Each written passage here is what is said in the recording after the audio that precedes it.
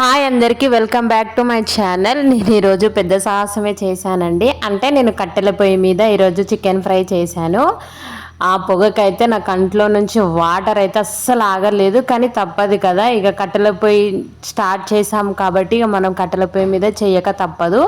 So ఇలా నేను onions cut చేసుకొని, పచ్చిమిర్చి కట్ చేసుకొని, బెనం పెట్టుకొని కొంచెం హీట్ అయిన తర్వాత ఆనియన్స్ ఇలా పచ్చిమిర్చి వేసుకొని వేగాక కొంచెం అల్లం పేస్ట్ వేసానండి.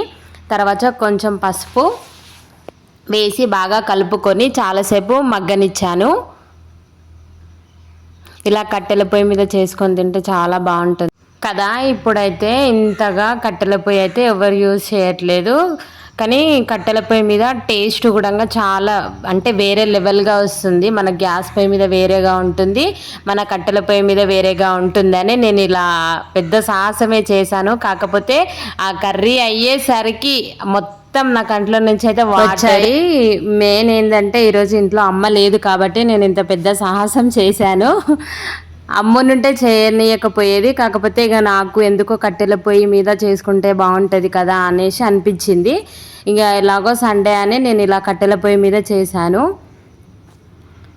లాస్ట్లో కారం వేసుకొని కొంచెం మసాలా వేసుకొని కొంచెం కొత్తిమీర వేసుకొని కొద్దిసేపు వేగాక దించేసానండి. ఏడ్చుకుంటానో ఎలాగో అలాగా ఫైనల్గా అయితే చికెన్ ఫ్రై అయితే చేశాను. మా ఛానల్ కనుక నచ్చినట్లయితే ప్లీజ్ లైక్, షేర్, కామెంట్ చేయండి. మరిన్ని వీడియోస్ కోసం మా ఛానల్ని సబ్స్క్రైబ్ చేసుకోండి ఫ్రెండ్స్, మర్చిపోకండి.